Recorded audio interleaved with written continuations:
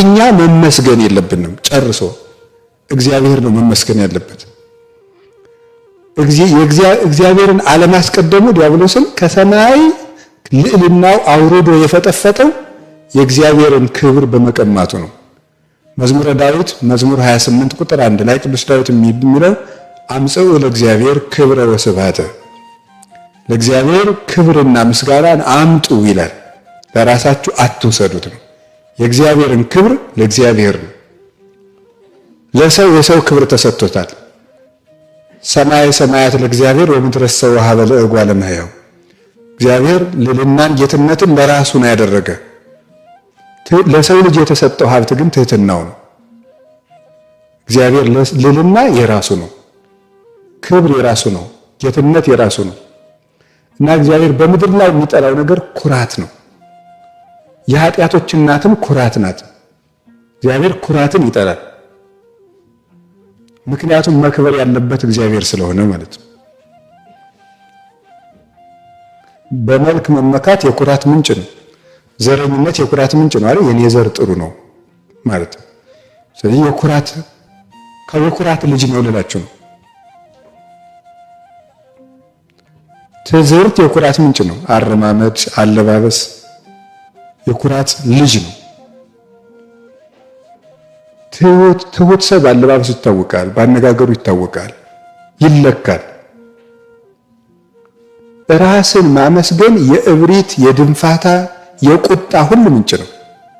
ኩርፊያ ራስን የመውደድ ልጅ ነው። ኩርፊያ ራሱ ማኩረፍ፣ መበሳጨት፣ መናደድ የኩራት ልጅ ነው። እግዚአብሔርን ያከበረ ሰው ግን ምንም ቢሉት አይከፋውም። እድፋም ቢሉት አዎ ንጹሕ እግዚአብሔር ነው የሚለው። ደንቆሮ ቢሉት አዎ ጠቢብ እግዚአብሔር ነው ይላል። ታናሽ ቢሉት አዎ እግዚአብሔር ታላቅ ነው ይላል። ታላቅ እግዚአብሔር ነው። እርኩስ ቢሉት ንጹሕ እግዚአብሔር ነው ይላል። እግዚአብሔርን ማስቀደም እንዳንቀየም ጭምር ያደርገናል፣ እንዳንከፋም ያደርገናል። ሰፊ ልብና ታጋሽ ሰዎች እንድንሆን ያስችለናል።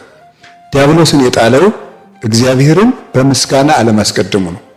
ሰዎች እኛን ሲያመሰግኑ እኛ ደግሞ እግዚአብሔርን እናመሰግናለን። ያ እግዚአብሔርን አስቀደምን ማለት ነው። እኛ ሰርተን እግዚአብሔርን ማመስገን ምንድን ነው ያለው ጌታ? ወኩሎ ዘተአዘዝክሙ ገቢረክሙ በሉ አግብርት ጽርዓን ንሕነ። የታዘዛችሁትን ሰርታችሁ ከጨረሳችሁ በኋላ የማንጠቅም ባሪያዎችን እንበሉ። የታዘዛችሁትን ሰርታችሁ ከጨረሳችሁ በኋላ የማንጠቅም ባሪያዎችን እንበሉ ብሏል በወንጌል ሲናገር። የማንጠቅም ባሪያዎችን እንበሉ ያለ ለምንድን ነው? ብንሰራም የማንጠቅም ባሪያዎችን ለምን እንደምንል ታውቃላችሁ? የመጀመሪያው የሰራነው በእኛ ችሎታ አይደለም። ጉልበተኛው ነህ ከሆነ ሸክሙን ያነሳኸው ጉልበት የሰጠህን እንጀራ ያበቀለው ማን ነው? እግዚአብሔር። በእውቀትህ ያመነጨኸው መፍትሄ ካለ አይምሮን የሰጠ ማን ነው? ማን ያስተማረው መምህርስ ነው ያስተማረን? ማን ያጸፈውን መጽሐፍ ነው ያነበብነው? እግዚአብሔር ነው። ምንም ነገር ብትሰራ ምንት ብከ ዘይነሳይከም ካልከ ወምንት ብከ ዘይኮነ ውህበ ለከ። ቅዱስ ጳውሎስ ሮሜ ምዕራፍ 2 ላይ ሲናገር ምንት ብከ ዘይነሳይከ እምካልእከ ወምንት ብከ ዘይኮነ ውህበ ለከ። ከሌላ ያላገኘኸው ምን አለ? ያልተሰጠውስ ምንድን ነው? በማንስ ትመካ ዘንድ አለህ ይላል። ሁሉም ነገር ተሰጥተ ነው። ለዚያ ነው የማንጠቅም ባሪያዎች ነን ብለን እግዚአብሔርን የምናመሰግን እንጂ። ቀጥሎስ በምናገለግለው አገልግሎት እግዚአብሔርን የምንጠቅመው ነገር የለም። እስቲ እግዚአብሔርን የጠቀመ ፍጡር አምጡ። ማን ጠቅሞት ያውቃል? ሱራፌል በምስጋናቸው እግዚአብሔርን ይጠቅሙታልን? አይጠቅሙትም። እግዚአብሔር ሰው ፍጡር ስላመሰገነው የሚጨመርለት ምስጉን ባህሪ ያለው የለም። ከሱራፌል ምስጋና አይጠቀምም፣ ከካህናት ቅዳሴም አይጠቀምም። ከሊቃውንት ምስጢር እግዚአብሔር የሚጠቀመው ነገር የለም። ከመነኮሳት ትጋት ከሰማዕታት ደም እግዚአብሔር የሚጠቀመው ነገር የለም። እግዚአብሔር ከማንም ጥቅም ተጠቅሞ አያውቅም። ታዲያ ስለዚህ የማንጠቅም ባሪያዎች ነን ማለት ነው። ለእግዚአብሔር አስፈላጊ ነገር አናደርግም ማለት ነው። ሌላስ እግዚአብሔርን ለማገልገል እኛ ወርዚ አይደለንም፣ የተገባን አይደለንም። ለዚያ ነገር የተገባን አይደለንም። እስቲ ተገብቶት ያገለገለ እዚህ ውስጥ ተገብቶት የቀደሰ ተገብቶት ማይሌት የቆመ ተገብቶት የሰበከ አለ? የለም። ሁሉም እንደ ሰባራ ዕቃ እግዚአብሔር ከየሜዳው አጠራቅሞት ነው እንጂ በተገባ መንገድ እንደሚገባ አሟልቶ የሚያደርግም ደግሞ የለም። ባለመጽሐፉ እንደ መጽሐፉ ሙሉ አይደለም። ባለቅኔው እንደ ቅኔው ሙሉ አይደለም። ባለማይሌቱ እንደ ማይሌቱ ሙሉ አይደለም። ባለቅዳሴው እንደ ቅዳሴው ዜማውን ያስኩት ሲል ስርዓት ይበላሽበታል። ማንም እንደሚገባ አያገለግለውም እግዚአብሔር። አንደኛ የተገባው አይደለም። አገልግሎቱም ለእግዚአብሔር አይጠቅምም፣ አይፈልግም እግዚአብሔር ከኛ። ሶስተኛ ደግሞ ተጠቃሚዎች ራሳችን ነን። ከምናገለግለው አገልግሎት የምንጠቀመው ራሳችን ነን። እንግዲህ ለእግዚአብሔር ባለውለታ ማን አለ? እንደዚያም ስለሆነ እግዚአብሔር ይከብራል። ባደረግነው ነገር ሁሉ እግዚአብሔርን እናከብራለን እንጂ እኛ ልንከብርበት የተሰጠን ነገር የለም። ሰው ከለፋው ልፋት ከደከመው ድካም ራሱን ሊያከብር የሚገባው አይደለም። ለዚያ ነው እግዚአብሔርን ማስቀደም በሚል ርዕስ የምንማማረው ማለት ነው። አንድ መነኩሴ ያለውን ሰምታችሁ አይደል? 40 ዓመት ዘግቶ ሲጋደል ኑሮ ወዳጄ የምታርፍበት ጊዜ ደርሷል፣ እንደ ስራ ልክፈልህ ወይስ እንደ ቸርነት ቢለው፣ አይ እንደ ስራዬ ነው እንጂ እንደ ቸርነትማ ለኃጢአተኞች ክፈላቸው፣ እኔ 40 ዓመት ተጋድያለሁ ነው እንዴ ብሎ እግዚአብሔር ረሃብ አመጣበት።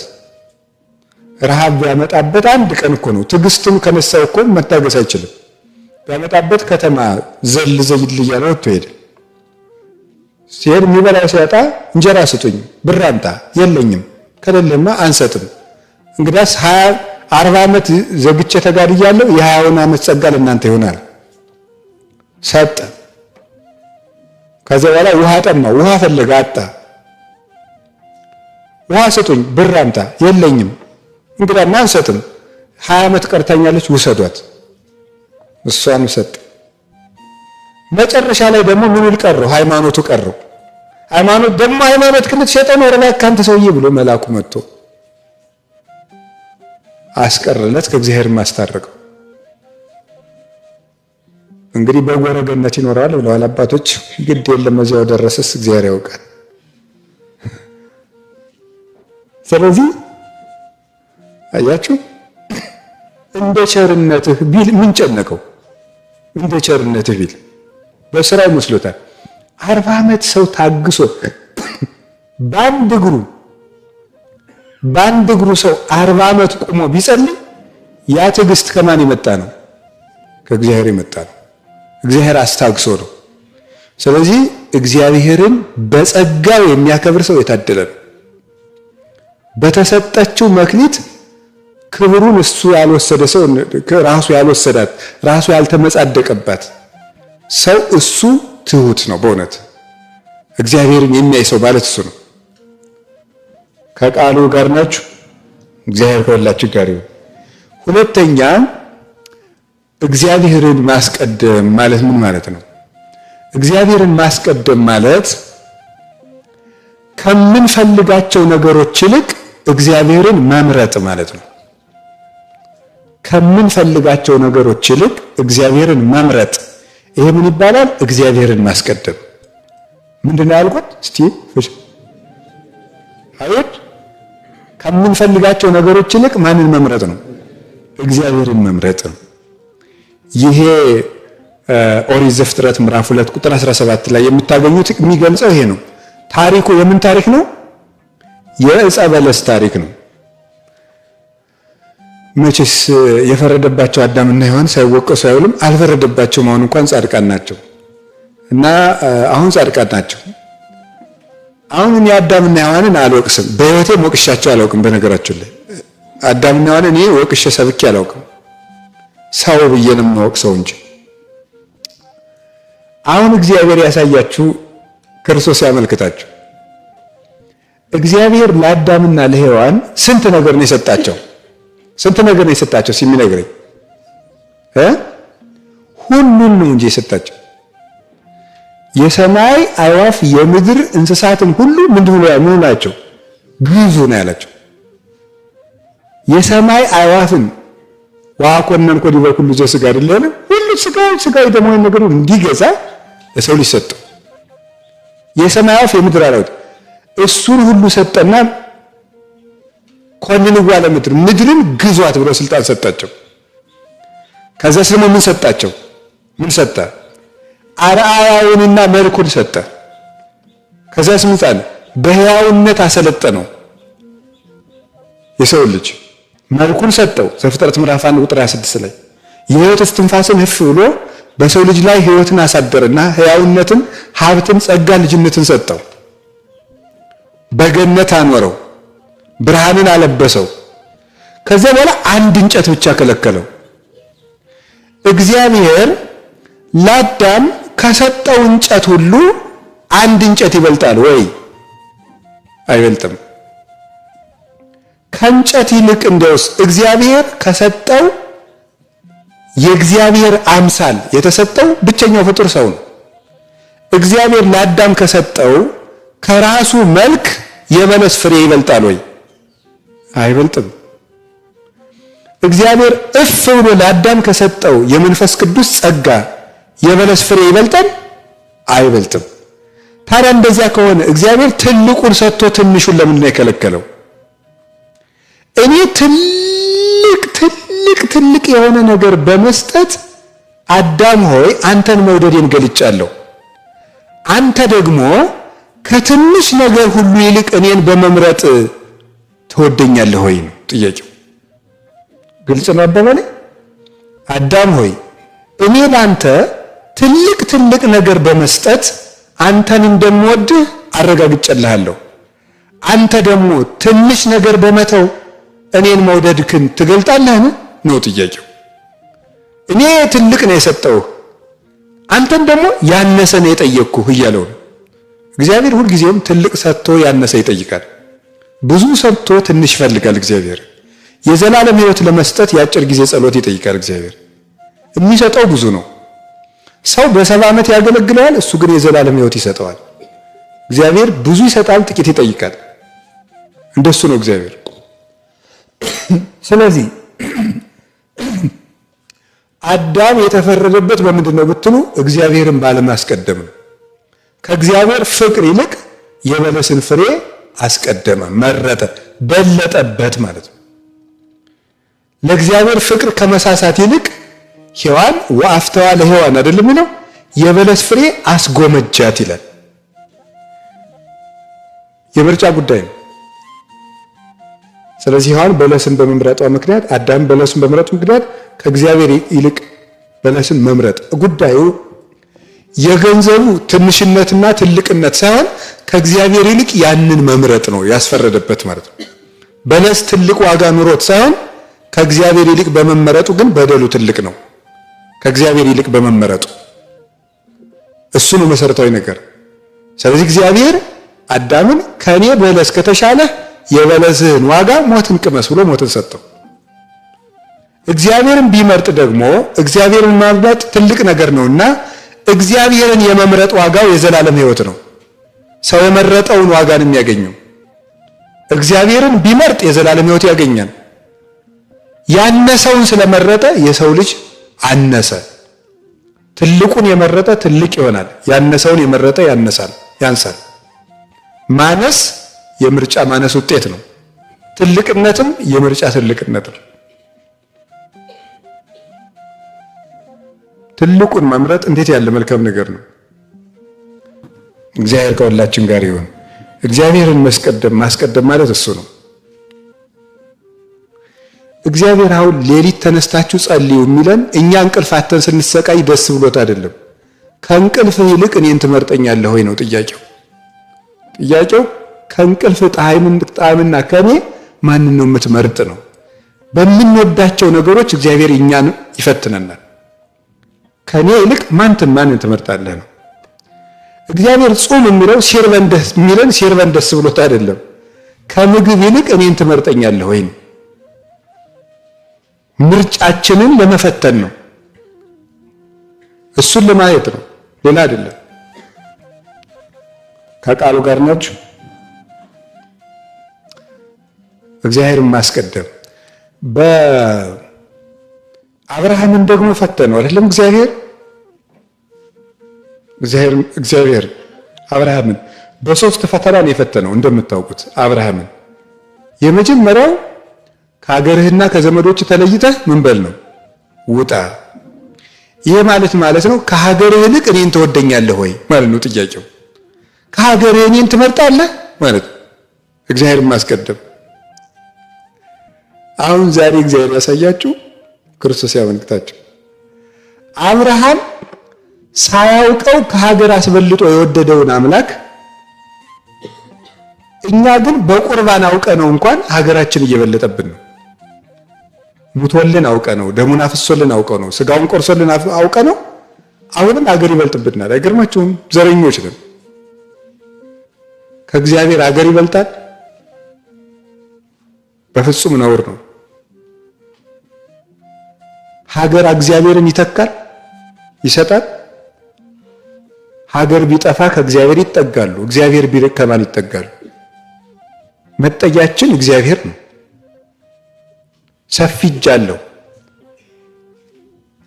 አንተ እግዚኦ አቅደምከ ሳርሮታ ለምድር ወግብረ ደዌ ከማንቶ ሰማያት ማንቶሰ ይታጎላ ወአንተሰ ትሄሉ። አንተ ከጥንት ምድርን መሰረት፣ ሰማያትም የእጅ ስራዎች ናቸው። እነሱ ያልፋሉ፣ አንተ ግን ትኖራለህ፣ መንግስትህም ከቶ አያልፍም ብሏል ቅዱስ ዳዊት። ከእግዚአብሔር ይልቅ አገርን አስበልጠን አገር ጠፍቶ እግዚአብሔር ብቻ ሲቀር ከማን እጅ እንጠጋለን? አገር ጠፍቶ እግዚአብሔርና እኛ ተፋጠን ፊት ለፊት እንቆማለን። አገር አያዋጣም፣ የሚያወጣ እግዚአብሔር ነው። አብርሃም ከሀገሩ ይልቅ እግዚአብሔርን አስቀደመ። እግዚአብሔር ደግሞ ከሰማይ ይልቅ አብርሃምን አስቀድሞ መጣ። አብርሃምን ፍለጋ አብርሃም ከሀገሩ ይልቅ እግዚአብሔር በልጦበት አገሩን ጥሎ እንደወጣ እግዚአብሔር ከሰማይ ዙፋኑ ይልቅ አብርሃም በልጦበት ሀዲጎ ተሳወተ ሳተ ነገደ ቆመ ማእከለ ባሕር በ99 ነገደ መላእክት የሚታጀብ ጌታ ርቃኑን ለአብርሃም ሲል በውሃ መካከል ቆመለት። አብርሃም እንደመረጠው እግዚአብሔርም አብርሃምን መርጦ መጣ ፈልጎ። ከመላእክት ልልና ይልቅ የሰው ልጅን ውድቀት ስቦት እግዚአብሔር ወደዚህ ምድር መጣ። የአብርሃም ምርጫው ይሄ ነው። ከዘመድ እግዚአብሔር፣ ከሀገር እግዚአብሔር ነው። መነኮሳት እኮ ዘመድን ጥለው የሚመንኑት ዘመድ ኃጢአት ስለሆነ አይደለም። ከዘመድ ይልቅ የማን ፍቅር ይበልጥብኛል ነው ነገሩ። የእግዚአብሔር ፍቅር ይበልጥብኛል። ከሀገር ይልቅ የእግዚአብሔር ፍቅር ይበልጥብኛል።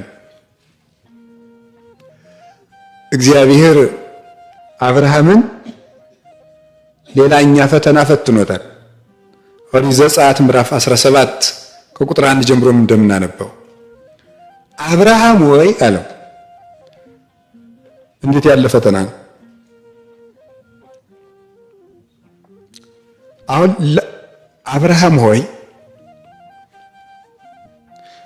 አብርሃምን ሶስት ለሁላችን የሚቀሩ ፈተናዎችን እግዚአብሔር ምርጫ አቅርቦለታል። አንደኛው አብርሃም ሆይ ተገዘርልኝ የሚለው ፈተና ነው።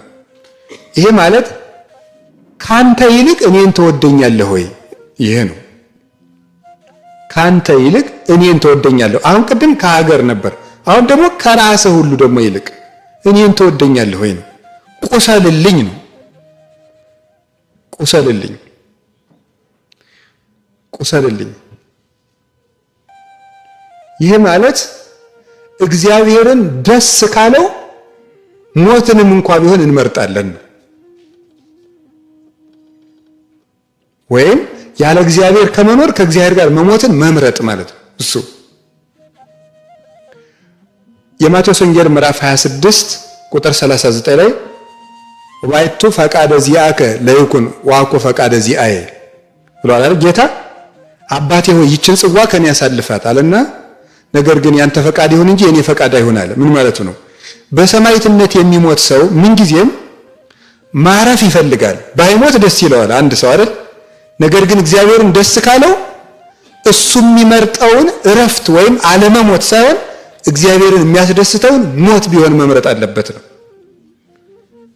እግዚአብሔርን ከማያስደስት ኑሮ እግዚአብሔርን የሚያስደስትን ሞት መምረጥ ይቻላል ነው ጌታ ማለት የፈለገው እሱ ነው እንጂ የሱ ፈቃድ ከአብ ፈቃድ ልዩ ሆኖ እሱን አይደለም መናገር የፈለገው። ሰው ከሚወደው እረፍት እግዚአብሔርን የሚያስደስት ሞት ይሻላል ነው። ያንን ነው አብርሃም ሆይ ቁሰልልኝ አለው። ከራስህ ይልቅ ማቴዎስ ወንጌል ምዕራፍ 22 ከቁጥር 37 እስከ 38 ያለው ይሄ ነው። አፍቅሮ ለእግዚአብሔር አምላከከ በኩሉ ልብከ ወበኩሉ ነፍስከ ወበኩሉ ኃይልከ የሚለው እግዚአብሔር በፍጹም ልብ በፍጹም ስጋ ውደደው ማለት ከራስ በላይ ውደደው ማለት ከራስ በላይ ውደደው። ጌታም ሲናገር የማቴዎስ ወንጌል ምዕራፍ 10 ላይ ሲናገር የኔ ሊሆን የሚወድ ሰው ካለ ራሱን ይካድ ብሏል። ራሱን ይካድ የሞቱን መስቀልም ተሸክሞ ይከተለኝ። በዚህ ዓለም ላይ ከባዱ ይልቅ ከራስ ፍላጎት እግዚአብሔርን መምረጥ ነው። በጣም በጣም በጣም በጣም በጣም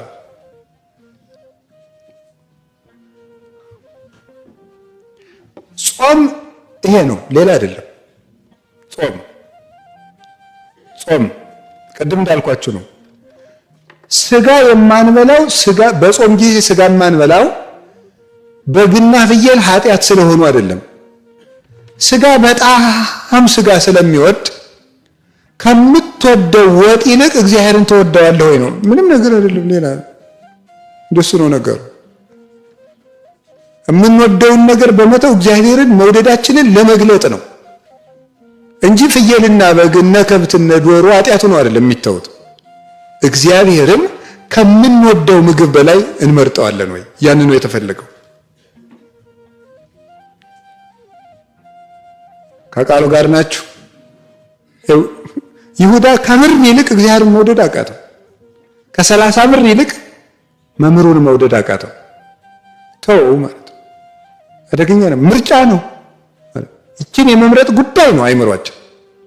እግዚአብሔርን ማስቀደም ማለት ከራሳችን ይልቅ እግዚአብሔር መቅደም አለበት። አሁን ብታዩት ነገሩ ኃጢአት እየዘረዘርኩ ኃጢአት እንዳላስተዋውቃችሁ ብዬ ነው እንጂ ጉዳዩ ምንድነው? ችግራችሁ ይሄ ስብከት ራሱ በችግሩ ጊዜ ትዝ አለ ማለቱ ነው። የችግሩ ችግር ነው። ይሄ ስብከት ራሱ የዛ ጊዜ ትዝ አይለንም ማለት ነው። ሰበካ ጉባኤ ምናምን ትስ የሊቃውንት ጉባኤ የገዳማት ጉባኤ የምናምን ትስ ምናምን ተብሎ ሲወራ ስብሰባው ስታዩት ግን ውረድ እንውረድ አባይ ካለቱ የሞተው ሙቶ ታልቅስ እናቱ ነው። ፎከራ ነው ማለት። ለምንድን ነው እንደዚያ የሚሆነው? ሁሉም ከእግዚአብሔር ይልቅ ማንን ስለሚያስቀድም ነው? ራሱን ነው። እንደው እግዚአብሔርን ማን ትዝ ይለዋል? ጨርሶም ትዝ አይለው። ደግሞ ማፈሪያዎች እኮ ነን። እግዚአብሔር በመካከላችን ይገኝልን ነው። እንደ ፖለቲካ እኮ ነው የሚመስልለት። ኖር አይደለም እንዴ? እግዚአብሔር በመካከላችን እግዚአብሔር በመካከላችን ካለ እንደዚህ ይባላል እንዴ? ኖር አይደለም? እግዚአብሔር በመካከላችን ካለ እንደዚህ ይባላል? እንኳን እግዚአብሔር እያለ ትልቅ ሰው እያለ እንደዚያ ተብሎ ይወጋል? ኖር አይደለም? ሽማግሌ እንኳን ይቆጣኛል ይባላል እንኳን እግዚአብሔር። ትልቅ ሰው እኮ ራሱ እነገሌ እያሉ አንተ አታፍርም ይባላል ራሱ። እንኳን እግዚአብሔር እያለ እግዚአብሔር ሆይ በመካከላችን ተገኝ ተብሎ አባታችን ሆይ ተብሎ ሲያበቃ ከመንጻደቅ እኮ ነው መቅሰፍቱም። ልጅ እያለን ምን የመሰለ ቤት እንሰራ ነበር። የድንጋይ እንሰራና ከብቶች በዚህ ነው የሚገቡ ይባላል። ይሄ ደግሞ ያጎት የመኝታ ነው። ይሄ ደግሞ ምናምንና ማታ ጨዋታ ፈረሰ አባይ ደፈረሰ ብለን አፈራርሰን ቤታችን እንደሱ ነው ይወቅ ስንሰራው ነን። ስትፈጭ ውላ አቦካች ባተላ ማለት እሱ ነው። ጤፉን ፈጭታ ለፍታ ባተላ አቦክታው ቁጭ እንደሱ ነው። ርዕሳችን ምንድነው? ንገሩ እንጂ ምን አላችሁ? እግዚአብሔርን ማስቀደም ነው። የትኛውም ቦታ ላይ እግዚአብሔር ከኛ ይልቅ ማን ይቅደም ነው? አቤት ከሀገራችን ይልቅ ማን ይቀድማል? ከኛ ይልቅ ማን ይቀድማል? እግዚአብሔር ይቀድማል። ከዚያ ደግሞ አብርሃምን እግዚአብሔር በምንድን ነው የፈታው? ልጅህን እረድልኝ አለው። አሁን ደግሞ ከልጅ ይልቅ ማን መቅደም አለበት ነው? እግዚአብሔር ይቀድማል። ከቤተሰብ ይልቅ ከዝምድና ሀገር አመጣል፣ ራሳችንን አመጣል። ከዝምድና ይልቅ አብርሃምን እግዚአብሔር በምርጫው ፍቅሩን እንዲገልጥ ፈልጎ ነው እንጂ እግዚአብሔር የአብርሃምን ልጅ ደም ይፈልጋል? እግዚአብሔር የአብርሃምን ስደት ያተርፍበታል? እግዚአብሔር የአብርሃም ደም በግዝራት ሲፈስ ምን ያደርግለታል? እግዚአብሔር አብርሃም ካለው ነገር ሁሉ በላይ እግዚአብሔር መምረጡን የመግለጫ እድል ነው። ይሄ በኦርቶዶክሳዊ ተዋሕዶ ቤተክርስቲያን አስተምሮ ሊቃውንት እንደሚገልጹት መከራ ለክርስቲያኖች የሚቀርብላቸው ከሁሉም ነገር ሁሉ በላይ እግዚአብሔርን መምረጫ እድል እየተፈጠረላቸው ነው ይባላል። መምረጫ እድል ሜዳ ባይኖር ሩጫ የለም፣ ሩጫ ከሌለ መቅደም የለም፣ ካልቀደሙ ደግሞ ሽልማት የለም። ያለ ትግል ድል፣ ያለ ድል አክሊል የለም እንደሚባለው ማለት ነው። ስለዚህ እግዚአብሔር ለእያንዳንዳችን እንደ መጠናችን ፈተና እንዲዘጋጅ ዝም የሚለን እሱን መምረጣችንን የምንመሰክርበት እድል እየሰጠን ነው። እግዚአብሔርን እንደምንወደው ልናሳየው ነው። ቅዱስ ጴጥሮስ የጸሎተ ሐሙስ ዕለት ማታ ጌታ የፈተነው ከብርዱ ይልቅ ማንን መምረጥ ነው? ከዚያች እግዚአብሔር እንዲመር ነው። ከዚያች የሰዓት ሙቀት ይልቅ እስመ ብዙ ቁራ ለኢቲ ሌሊት፣ በጣም ከባድ ብርድ ያለበት ሰዓት ነው። እሳት ነደደችለት። እዶ ሞቅ ሞቅ እያለ ኢየሱስን ታውቀዋለህ ተብሏል። እኔ አላውቀውም። እሳቱ አበለጠችበት ማለት ጌታ የፈለገው ከዚያች ከምትጣፍጥ የብርድ እሳት ይልቅ ጴጥሮስ ሆይ ኢየሱስ ክርስቶስን ትመርጣለህ ሆይ። ልክ እንደ ቅዱስ ጴጥሮስ የብርድ እሳት ብዙ የሚጣፍጡ ነገሮች ይቀርቡልናል በየጊዜው። ከነዚያ ይልቅ ክርስቶስን የመምረጥ እድል ነው፣ የመምረጥ ችሎታ ነው። ክርስትና ሃይማኖት ማለት እንደሱ ነው። እሱን መምረጥ መቻል። እግዚአብሔር የሚመርጥ ልብ ይስጠን፣ የሚመርጥ ልብ ይስጠን። ርዕሳችን ምንድነው? እግዚአብሔርን ማስቀደም ነው። ቅዱስ ጳውሎስ አንደኛ ቆሮንቶስ ምዕራፍ 15 ላይ ለምን በየቀኑ ሞታለሁ ብሎ ተናግሯል። ምን አልኳችሁ? ክርስቶስ ካልተነሳማ እኔ በየቀኑ ለምን ሞታለሁ ይላል። እስኪ አንድ ጥያቄ ጠይቃችሁ፣ ቅዱስ ጳውሎስ በየቀኑ ሞቶ ያውቃል? አልሞተም። በየቀኑ ክርስቶስና ኃጢአት ለምርጫ ይቀርባሉ ማለቱ ነው።